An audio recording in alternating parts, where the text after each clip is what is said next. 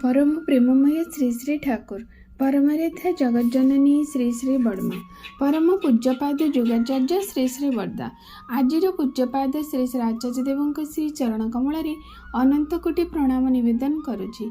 सभी गुरु परिवार श्रीचरण में अनंत कोटि प्रणाम निवेदन करुछि। मोरे भिडियो देखुथिबा प्रत्येक गुरु भाई और माँ मानक अंतरर आनंदित जय गुरु श्रद्धा भक्ति भल पाइबा मोर प्रत्येक श्रोता बंधु मानक जो मैंने भी मो भिडियो देखुंट शुणुंट से समस्त अंतरर आनंदित जय गुरु। सबुदिन पर आज यही शुभ दिन में आउ एक सुंदर विषय आलोचना करवा जहाँकि आम मान अत्यंत प्रेरणामय आलोचना हो। यह ही मोर परम पिता श्रीचरण विनम्र प्रार्थना। आज आलोचना रखा प्रकृत में पुरुषोत्तम को दीक्षा कौन समस्त नेबकु हेब कहीं नेबाकु पड़ो सेटा श्री श्री ठाकुर को पचरा जाइए। श्री श्री ठाकुर सुंदर भाव तार उत्तर रखिंट ताही आज आलोचनार विषय। प्रथमे आमे दीक्षा जो नेउचे तार न्यूनतम बयस के आमे जानी रखिबा। प्रकृत श्री श्री ठाकुर कहिले 5 वर्ष जेतेबेले तुमको हेजिबो सेतेबेले नाम और इष्टवृत्ति तुमको करबाकू कराजिबो। पर बड़ हेले पूरा दीक्षा नेबाकू हुए। इष्टवृत्ति परी पितृवृत्ति मातृवृत्ति मध्य करबाकू हुए। ता नहेले पारिवारिक संगति आसेना। सेमानकू मनीष करबाकू हेले निजे ही मनीष हेबाकू पड़े। तेणु श्री श्री ठाकुर कहते दीक्षा जितेबाला आमको कौ बयस नब से 5 वर्ष जितेबाला गोटे छोट पिला को सेतबले दीक्षा तो नहीं पार ना। नाम ताको जो सतनाम परिवार तो बापा मैंने से नाम टिके कहीदेवे आ इष्टवृत्ति सी करने को करवाक पड़ो कारण ताहा ही छोट बलू करइले सेटा से अभ्यास हम।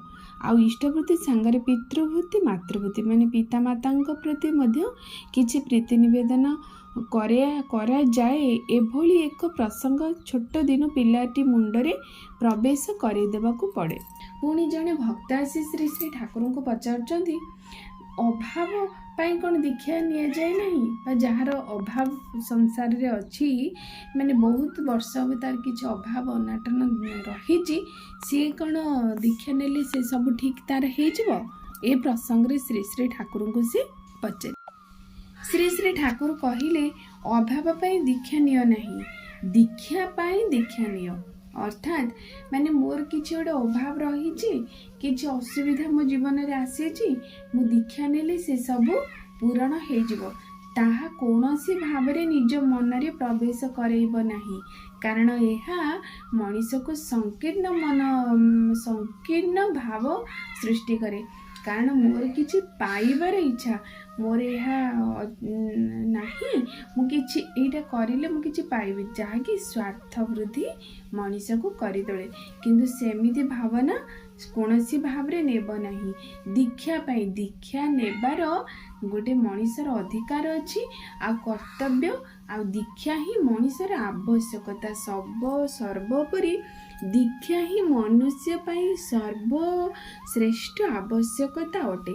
जेमती खाद्य मनीषर आवश्यकता बासगृह मनीषर आवश्यकता वस्त्र मनीषर आवश्यकता सेमिति दीक्षा मध्य मनीषर आवश्यकता। तेणु दीक्षा पाई ही दीक्षा नेबाकू हुए। कौनसी आवश्यकता को परिपूर्ण करबा पाई दीक्षा नबार कौनसी भावना मनरे न रहिले खूब भल। श्री श्री ठाकुर आलोचना प्रसंग 20 खंडरे से स्पष्ट भाव आमको कहीदे। पुणी जड़े भक्त पचारे पुरुषोत्तम को दीक्षा समस्त को नेबको हेब कहीं। श्री श्री ठाकुर कहिले दीक्षा ही समस्तंकर नेबा प्रयोजन एवं नाना लोकंकर नाना जगह दीक्षा नेबा हुए तो रही किंतु हिंदू मानकर कथा देखंतु महापुरुष पुरुषोत्तम जेतेबेले आसंती सेतेबेले तांको दीक्षा ग्रहण करबाकू पड़े। तांको ग्रहण करिले सब गुड़िकर पुनस्मरण हेबाकू हुए। तांको केंद्र करी ही दीक्षार संहति आसे। केही हुए तो तांत्रिक दीक्षा नहीं केही हुए तो शैव मतरे दीक्षा नहीं से गुड़ी को अनुष्ठान करी बा न करी जदि महापुरुष बा पुरुषोत्तम निर्देशित पंथरे साधना करती ତେବେ ସେମାନଙ୍କର ଦୀକ୍ଷା ମଧ୍ୟ ସାର୍ଥକ ହେବ। ସାଧୁ ନାଗ ମହାଶୟ ତ ଆଗରୁ ଦୀକ୍ଷା ନେଇଥିଲେ, କିନ୍ତୁ ରାମକୃଷ୍ଣ ଦେବଙ୍କୁ ପାଇ ତାଙ୍କ ନିକଟରୁ ପୁଣି ଦୀକ୍ଷା ନେବାକୁ ସେ ଦ୍ୱିଧା କରି ନଥିଲେ ବା ଅମଙ୍ଗ ହୋଇନଥିଲେ। ସେଥିରେ ସେ ଆଗରୁ ଯେଉଁ ଦୀକ୍ଷା ହିଁ ତାଙ୍କର ପୁରସ୍ଚରଣ ପ୍ରକୃତରେ ହୋଇଗଲା। ଏହି ଭାବେ ହିଁ ପୁରୁଷୋତ୍ତମକୁ ଗ୍ରହଣରେ ରୀତି ଯଦି ନଥାଏ, ବିଭିନ୍ନ ଦୀକ୍ଷା ପଦ୍ଧତି ସେଥିରେ ଦୀକ୍ଷିତ ଲୋକଗୁଡ଼ିକର ବିଚ୍ଛିନ୍ନ ହୋଇ ରହିଥାନ୍ତି। ଲୋକ ସଂହତି ବୋଲି ଜିନିଷଟା କିନ୍ତୁ ଆସେନା। ଶ୍ରୀ ଶ୍ରୀ ଠାକୁରଙ୍କର କହିବାର କଥା, ଯଦି ମଣିଷ ତ ଦୀକ୍ଷା ତ ପ୍ରତ୍ୟେକ ମଣିଷର ଗୋଟେ ଅଧିକାର କହିବାକୁ ଗଲେ ଚଳେ, କାରଣ ସେଇ ଯୋଗୁଁ ପ୍ରତ୍ୟେକ ମଣିଷ ଯେକୌଣସି ଜଣେ ସାଧୁ ମହାତ୍ମାଙ୍କ ପାଖରୁ ବା ଗୁରୁଙ୍କ ପାଖରୁ ସେ ଦୀକ୍ଷା ଗ୍ରହଣ କରିଥାନ୍ତି। କିନ୍ତୁ ଯେତେବେଳେ ପୁରୁଷୋତ୍ତମ ଆସନ୍ତି, ଯେଉଁ ସମୟରେ ପୁରୁଷୋତ୍ତମଙ୍କର ଆବିର୍ଭାବ ହୁଏ, ସେ ପୁରୁଷୋତ୍ତମଙ୍କ ପାଖରୁ କିନ୍ତୁ ପୁନଶ୍ଚରଣ ଭାବରେ ଦୀକ୍ଷା ନେବାକୁ ପଡ଼େ। ସେ ଯେତେବେଳେ ପୁରସ୍ଚରଣ ଭାବରେ ଦୀକ୍ଷା ନେବାକୁ ପଡ଼େ ପୁରୁଷୋତ୍ତମଙ୍କ ପାଖରୁ, ସେତେବେଳେ ସବୁ ଦୀକ୍ଷା ସାର୍ଥକ ହୋଇଯାଏ।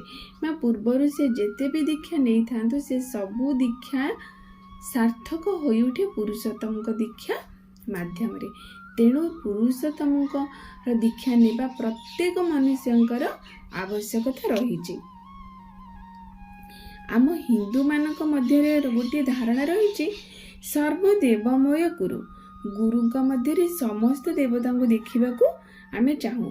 ଅର୍ଥାତ୍ ଯିଏ ଯେପରି ସର୍ବ ପରିପୂରକ ହେବା ଦରକାର, ବାସ୍ତବ ଭାବରେ ସେ ଗୁରୁଙ୍କୁ ଗ୍ରହଣ କରିବା ଆବଶ୍ୟକ ଅଟେ। ମାନେ ଆମେ ମଧ୍ୟ ଆମର ଶ୍ଲୋକ ରହିଛି, ଗୁରୁ ବ୍ରହ୍ମା ଗୁରୁ ବିଷ୍ଣୁ ଗୁରୁଦେବ ମହେଶ୍ୱର ଗୁରୁ ହିଁ ସର୍ବଦେବ ତସ୍ମୈ ଶ୍ରୀ ଗୁରବେ ନମଃ। ଏଇ ଗୁରୁ ହିଁ ବ୍ରହ୍ମା ବିଷ୍ଣୁ ମହେଶ୍ୱରଙ୍କ ଭିତରେ ତ ଆମେ ସବୁ ମାନେ ପାଳନକର୍ତ୍ତା, ସୃଷ୍ଟିକର୍ତ୍ତା, ସଂହାରକର୍ତ୍ତା, ଇଏ ହିଁ ତ ଏଇ ତ୍ରିଦେବତା ଆମକୁ ପରିଚାଳିତ କରନ୍ତି। ଏଇ ତ୍ରିଦେବ ହିଁ ଗୁରୁଙ୍କ ମଧ୍ୟରେ ସନ୍ନିବେଶିତ। ଆମ ବେଦଶାସ୍ତ୍ର ପୁରାଣ ଆମମାନଙ୍କୁ ଏଇ ନିର୍ଦ୍ଦେଶ ଦେଇଛି। ତେଣୁ ହିଁ ଗୁରୁଙ୍କର ଦୀକ୍ଷା ନେବା ବା ପୁରୁଷୋତ୍ତମଙ୍କର ଦୀକ୍ଷା ନେବା ସବୁ ମଣିଷଙ୍କ ପାଇଁ ନିତ୍ୟାନ୍ତ ଆବଶ୍ୟକ ଅଟେ। ଏଇ ଆଲୋଚନାରୁ ଆମେ ଏତିକି ଅନୁଭବ କଲେ। ତାପରେ ଶ୍ରୀ ଶ୍ରୀ ଠାକୁରଙ୍କୁ ପୁଣି ପଚାରିଲେ ଯେ, ଠାକୁର ଯଦି ମଣିଷ କୌଣସି କର୍ମ ନ କରେ, ତାହେଲେ ଖାଲି ବସିକି ନାମ ଧ୍ୟାନ କରିଦେଲେ ତ ସବୁ ହେଇଯିବ। ଯେପରି ଭାବେ ମୁନି ଋଷିମାନେ ନାମ ଧ୍ୟାନ ଖାଲି କରୁଛନ୍ତି, କୌଣସି କର୍ମ ସେମାନେ କରୁନାହାନ୍ତି। ଅଛନ୍ତି ଅଧିକାଂଶ ମୁନି ଋଷି ଯାହାକି ଜନ୍ମ ଜନ୍ମ ଧରି ନାମ କରୁଛନ୍ତି, ସାଧନା କରୁଛନ୍ତି, ତପସ୍ୟା କରୁଛନ୍ତି, ତାହେଲେ ତ ହେଇଯିବ। ଶ୍ରୀ ଶ୍ରୀ ଠାକୁର କହିଲେ, ମୁଁ ତ ଏକ ସମୟରେ ଖୁବ୍ ନାମ ଧ୍ୟାନ କରୁଥିଲି। କାମ ବାଦ ଦେଇ କେବଳ ନାମ ଧ୍ୟାନ କିଛି ଦିନ କରି କେମିତି ଯେମିତି ମୁଁ ଗୋଟେ ନିଥର ହୋଇଗଲି। ଭଲ ମନ୍ଦ ସୁଖ ଦୁଃଖ କୌଣସି ଭାବ ହିଁ ମୋ ପାଖରେ କିଛି ବୋଧ ମୁଁ କରୁନଥିଲି। ଆଗର ସେଇ ଜୀବନର ସମ୍ପଦ ଯେପରି ଚାଲିଗଲା, ନିରାଟ ହୋଇ ଉଠିଲି। ସେ ଏକ ନରକ ବିଶେଷ। ତାପରେ ମୋ ନାମ ସଙ୍ଗେ ସଙ୍ଗେ କାମ ଦିଗରେ ମନ ଦେଲି। ସେତେବେଳେ ସ୍ୱାଭାବିକ ଅବସ୍ଥା ମୋର ଫେରିଆସିଲା। ଆଲୋଚନା ପ୍ରସଙ୍ଗ 1 ଖଣ୍ଡ। ଶ୍ରୀ ଶ୍ରୀ ଠାକୁର ସୁନ୍ଦର ଭାବରେ ଏହାର ଉତ୍ତର ଦେଲେ ଯେ, ପ୍ରକୃତରେ ନାମ ମଧ୍ୟ ମୁଁ ସେଇଭଳି ଭାବରେ ଆଗରୁ କରୁଥିଲି, କୌଣସି କର୍ମ କରୁନଥିଲି। ଯେପରି ମୁଁ ଗୋଟେ ନିପଟ, ଯେପରି ଗୋଟେ କୌଣସି ମାନେ ପଙ୍ଗୁହୀନ ମଣିଷ ଭାବରେ ମୋତେ ନିଜକୁ ଅନୁଭବ ଲାଗିଲା। ଯେମିତି ମୁଁ କୌଣସି ନିଥର ଭଳିଆ ହୋଇଗଲି। ମୁଁ ମୋ ଦେଇ ଯେପରି କିଛି କୌଣସି କର୍ମ ହିଁ ମାନେ ହୋଇପାରୁନାହିଁ। ଏହା ଦିନକୁ ଦିନ ମଣିଷକୁ ଅଳସୁଆମି କରି ଦିନକୁ ଦିନ ନିଥର କରିଦିଏ। ଶ୍ରୀ ଶ୍ରୀ ଠାକୁର ସେଇଥିପାଇଁ କହିଲେ, ନାମ ସାଙ୍ଗରେ କର୍ମ ମଧ୍ୟ ଦରକାର। କାରଣ ନାମ ଦ୍ୱାରା ନାମ ଧ୍ୟାନ ଆମେ କଲେ କ'ଣ ହୁଏ କି, ଆମେ ଯାହା କିଛି ମଣିଷ ଜୀବନର ଲକ୍ଷ୍ୟ, ଯାହା କିଛି ମଣିଷର ଜୀବନର ଇଚ୍ଛା, ଯାହାକି ଇଷ୍ଟଙ୍କ ନିର୍ଦ୍ଦେଶିତ ବା ଇଷ୍ଟଙ୍କୁ ପରିପୂରଣ କରିବାର କାର୍ଯ୍ୟ, ତାହା ଆମେ ଧ୍ୟାନ ମାଧ୍ୟମରେ ଆଣୁ ବା ଚେଷ୍ଟା କରୁ ତାହା ପରିପାଳନ କରିବା ପାଇଁ। ଯଦି ମୁଁ କିଛି ଗୋଟେ କର୍ମ କରିବା ପାଇଁ ଶକ୍ତି ମୁଁ ଯୋଗାଡ଼ କରୁଛି, ଯଦି ସେ ଶକ୍ତିଟି ମୁଁ କର୍ମ ନ କଲି, ତାହେଲେ ସେଇଟା ଏକ୍ସେସ୍ ଶକ୍ତି, ମୋ ଏନର୍ଜି, ଯେଉଁଟାକି ସେଇଟା ଏମିତି ବୁଝେଇବା, ମୁଁ ମାନେ ବହୁତ ସାରା ଭିଟାମିନ୍ ମୁଁ ଖାଇଲି ମୋ ଶରୀରକୁ ଭିଟାମିନ୍ ଦେବା ପାଇଁ ଖାଇଲି, କିନ୍ତୁ ତାହାକୁ କିଛି ମୁଁ କାର୍ଯ୍ୟରେ ପରିଣତ ନ କଲି, ତାହେଲେ ସେଇ ଏନର୍ଜି ଗୁଡ଼ା ସବୁ କ'ଣ ହେଲା, ଫ୍ୟାଟ୍ ଭାବରେ ମୋ ଶରୀରରେ ଚର୍ବି ଆକାରରେ ଜମିଗଲା, ଯାହାକି ସେଇଟା ମୋ ପାଇଁ ମାନେ ଖରାପ ହେଲା। ତେଣୁ ଯଦି ମୁଁ ସେଇଭଳି ଭାବରେ କିଛି ଖାଦ୍ୟ ଦ୍ୱାରା କିଛି ଭିଟାମିନ୍ସ ମୁଁ ପାଇଲି, କିଛି ଶକ୍ତି ମୁଁ ମାନେ ଗେନ୍ କଲି, ତାକୁ ଯଦି ମୁଁ କୌଣସି କାର୍ଯ୍ୟ ଦ୍ୱାରା ମାନେ ତାକୁ ଖର୍ଚ୍ଚ କଲି, ତାହେଲେ ମୋର ଠିକ୍ ଉପଯୋଗ ହେଲା। ତାର ଠିକ୍ କର୍ମରେ ମୁଁ ଲଗେଇଲି, ସେ କର୍ମର ଗୋଟେ ସୁନ୍ଦର ଫଳ ମୋ ପାଇଁ ଆସିଲା, ପ୍ଲସ୍ ମୋ ଶରୀର ମଧ୍ୟ ସୁସ୍ଥ ରହିଲା। ଠିକ୍ ସେହିପରି ଭାବରେ ନାମ ଧ୍ୟାନର ଶକ୍ତି। ତେଣୁ ଶ୍ରୀ ଶ୍ରୀ ଠାକୁର କହିଲେ ଯେ ଧ୍ୟାନ କରିବାକୁ ହେଲେ ଧ୍ୟାନ କରିବାକୁ ପଡ଼ିବ, ଆଉ କର୍ମ ମଧ୍ୟ କରିବାକୁ ପଡ଼ିବ। ପୁଣି ଜଣେ ପଚାରିଲେ, ଠାକୁର କାହାକୁ ଧ୍ୟାନ କରିବାକୁ ପଡ଼ିବ? କଥା ପ୍ରସଙ୍ଗରେ ଶ୍ରୀ ଶ୍ରୀ ଠାକୁର କହିଲେ, ଯୁଗ ଅବତାର ଛଡ଼ା ଅନ୍ୟ କେହି ଧ୍ୟେୟ ନୁହନ୍ତି। ଯୁଗ ଅବତାରଙ୍କ ଆବର୍ତ୍ତମାନରେ ତାଙ୍କର ଅଚ୍ୟୁତ ଆନତି ସମ୍ପନ୍ନ ଓ ଛନ୍ଦାନୁବର୍ତ୍ତୀ ଜୀବନ ବୃଦ୍ଧିର ଆଚରଣ ସିଦ୍ଧ ତଦ୍ବଂଶଧର ଇଷ୍ଟ ପ୍ରତୀକ ସ୍ୱରୂପ ମଧ୍ୟ ରହିପାରନ୍ତି। ପରବର୍ତ୍ତୀ ଆସିଗଲେ ସେତେବେଳେ ସିଏ ହିଁ ହେବେ ଧ୍ୟେୟ। ଅର୍ଥାତ୍ ଆମକୁ ଯେଉଁଟାକି ଆମେ ବେଦଶାସ୍ତ୍ର ପୁରାଣରେ ପଢ଼ିଛେ, ଧ୍ୟାନ ମୂଳ ଗୁରୁ ମୁଖ। ଆମେ ଯେତେବେଳେ ଧ୍ୟାନ କରୁଛୁ, ଆମେ ଗୁରୁ ମୁଖଙ୍କୁ ଧ୍ୟାନ କରିବା ଉଚିତ, ଯାହାକି ଆମକୁ ବେଦଶାସ୍ତ୍ର ପୁରାଣ ଆମକୁ ନିର୍ଦ୍ଦେଶ ଦେଇଛି। ତେଣୁ ଗୁରୁ କିଏ ଆମେ ଜାଣିଲେ, ଯୁଗ ପୁରୁଷୋତ୍ତମ ଯେଉଁ ସମୟରେ ଆସନ୍ତି ସିଏ ହିଁ ଆମର ଗୁରୁ ହୁଅନ୍ତି। ଆଉ ଯେତେବେଳେ ଯୁଗ ପୁରୁଷୋତ୍ତମ ଗୁରୁଙ୍କୁ ଆମେ ଜୀବନରେ ଗ୍ରହଣ କରିକି ଆମ ଜୀବନରେ ଚାଲିଛେ, ତାଙ୍କରି ମୂର୍ତ୍ତିକୁ ଆମେ ଧ୍ୟାନ କରିଲେ ଆମେ ପ୍ରକୃତରେ ଧ୍ୟାନର ଫଳ ପାଇପାରିବା। କାରଣ ତାଙ୍କ ବିଧାନ ଆମ ପାଖରେ ଅଛି, ତାଙ୍କର କର୍ମ ଆମକୁ ଦିଆଯାଇଛି, ଆଉ ତାଙ୍କ ମୂର୍ତ୍ତିକୁ ଆମେ ଧ୍ୟାନ କରୁଛେ, ଯାହେଲେ ଗୋଟେ ତାର ଗୋଟେ ସଙ୍ଗତି ଆସେ, ଯେଉଁ ସଙ୍ଗତି ଫଳରେ ଆମର କାର୍ଯ୍ୟଟି ସୃଷ୍ଟି ସୁନ୍ଦର ହୋଇଯାଏ। ଆଉ ଆମ ଜୀବନର ଯାହା ବି କିଛି ମଣିଷର ଇପ୍ସିତ ଇଚ୍ଛା ରହିଛି ଇଷ୍ଟ ପୁରାଣାର୍ଥେ ପରିପୂରଣାର୍ଥେ, ତାହା ହିଁ ଆମମାନଙ୍କର କ'ଣ ହେଇଯାଏ, ପରିପୂରଣ ହୋଇଯାଏ।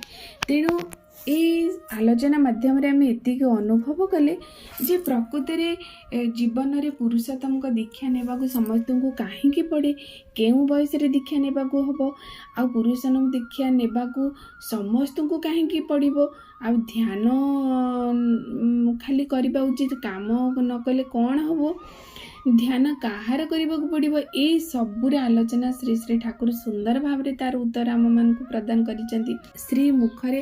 ତେଣୁ ଏଇ ଆଲୋଚନା ମାଧ୍ୟମରେ ଆମେ ଅନେକ କିଛି ଜ୍ଞାନ ଜାଣିପାରିଲେ, ଅନେକ କିଛି ପ୍ରଶ୍ନର ଆମେ ଉତ୍ତର ମଧ୍ୟ ଆମେ ଆଜି ଏ ଆଲୋଚନା ମାଧ୍ୟମରେ ଜାଣିପାରିଲେ। ତେଣୁ ଏଇ ଆଲୋଚନାରୁ ଆମମାନଙ୍କର ଯାହା ବି କିଛି ଆବଶ୍ୟକତା ରହିଛି, ଆମର ଯାହା ବି କିଛି ଦ୍ୱନ୍ଦ୍ୱ ରହିଛି, ତାହା ନିଶ୍ଚିନ୍ତ ଭାବରେ ଦୂର ହୋଇଯାଇଥିବ ବୋଲି ମୋର ବିଶ୍ୱାସ। ତେଣୁ ଆଜି ପାଇଁ ଏଇଠି ଆଲୋଚନାଟି ରଖୁଛି। ଆଗାମୀ ଦିନ ଏଇଭଳି ଏକ ସୁନ୍ଦର ଆଲୋଚନା ନେଇ ଆପଣମାନଙ୍କ ପାଖକୁ ଆସିବି। ରହୁଛି। ଜୟ ଗୁରୁ।